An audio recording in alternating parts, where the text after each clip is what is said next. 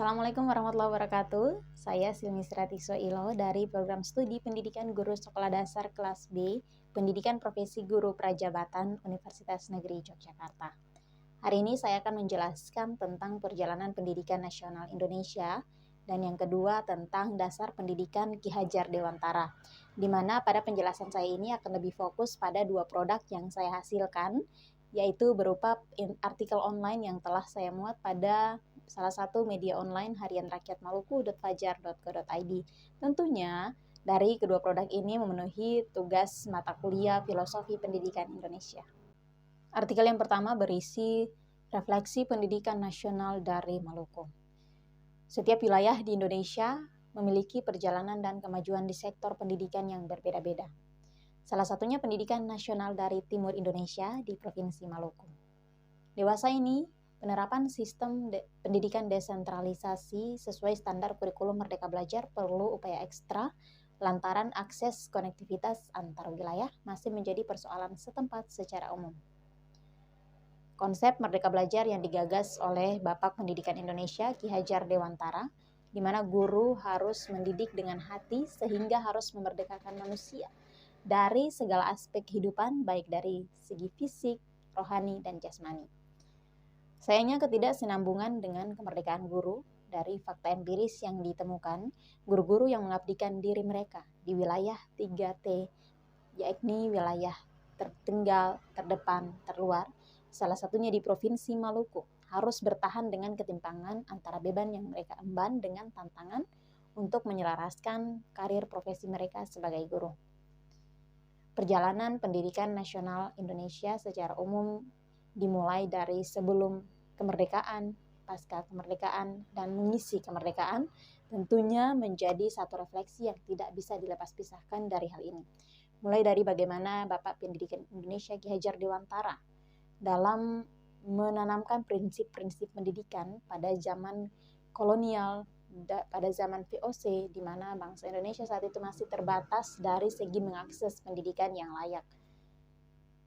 Hal ini berkesinambungan dengan fakta saat ini yang saya temukan bahwa pengalaman seorang guru SMP yang berasal dari Kecamatan Banda, Kabupaten Maluku Tengah, Provinsi Maluku, yang mana ia harus merogoh kocek hingga jutaan rupiah untuk biaya transportasi dari darat dari daerahnya ke kota hanya untuk melakukan pemeriksaan jasmani dan rohani di salah satu rumah sakit di Kota Ambon. Perjalanan tersebut ia tempuh untuk keperluan pengurusan administrasi dalam rangka menunjang profesi mereka sebagai guru dengan status pegawai pemerintah dengan perjanjian kerja atau P3K. Diakui moda transportasi laut di domisilinya hanya beroperasi seminggu sekali, sedangkan mereka dikejar dengan deadline pengumpulan berkas.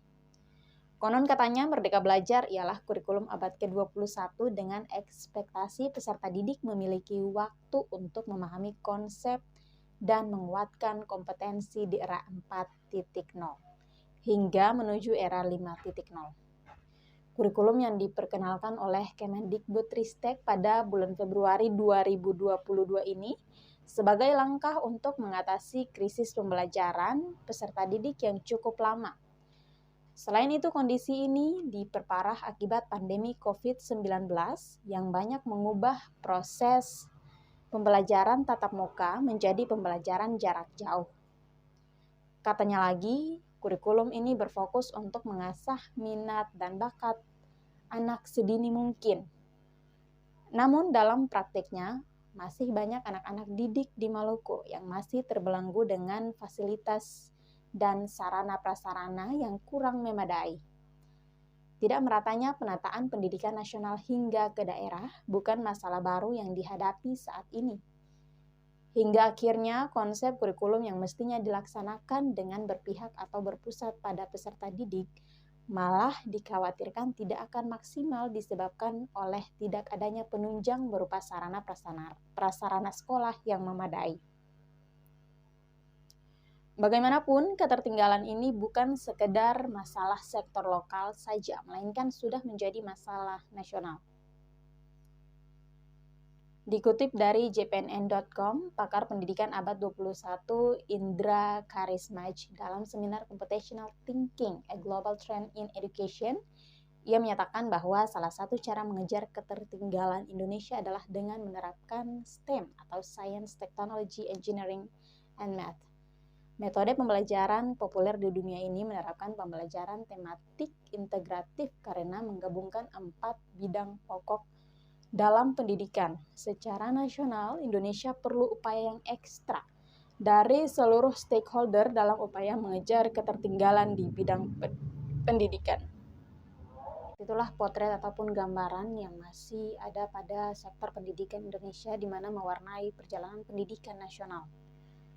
Tentunya perjalanan pendidikan nasional sudah dimulai dari sebelum kemerdekaan, di mana pada tahun 1854 Sekolah Bumi Putra sudah mulai didirikan.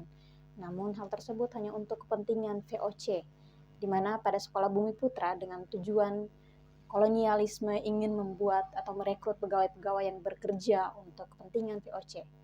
Kemudian pada awal abad 20-an, kebudayaan sudah mulai diterapkan pada sekolah-sekolah di Indonesia.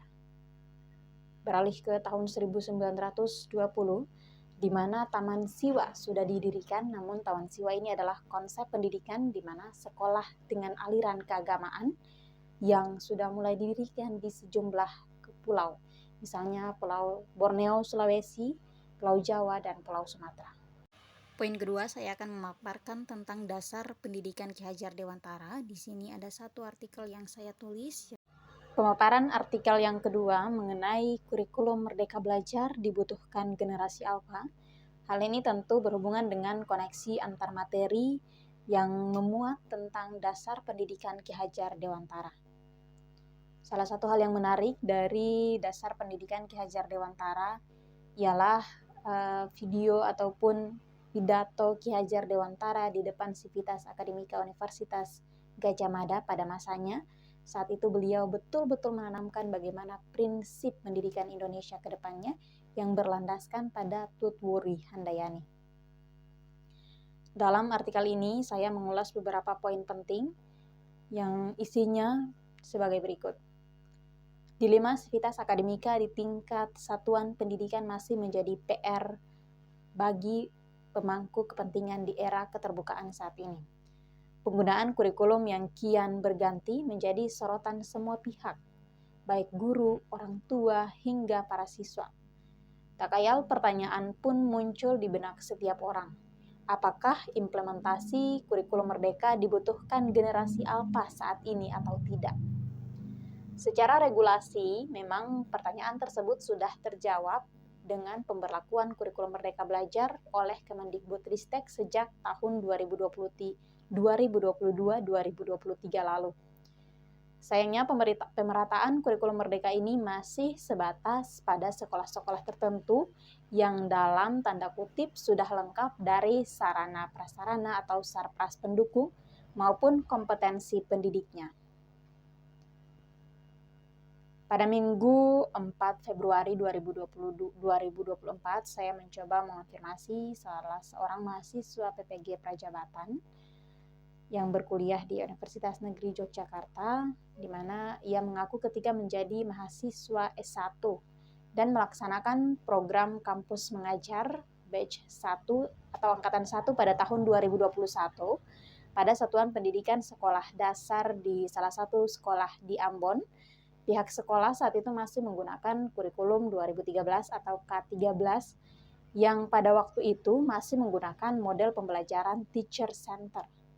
Sehingga para siswa hanya menerima apa yang diajarkan oleh guru. Kadang-kadang para siswa juga diberikan proyek oleh guru mata pelajaran. Padahal menurutnya peserta didik adalah anggota masyarakat yang berusaha untuk mengembangkan potensi diri mereka melalui proses pembelajaran pada jalur pendidikan, baik pendidikan formal maupun informal untuk mencapai aktualisasi dirinya.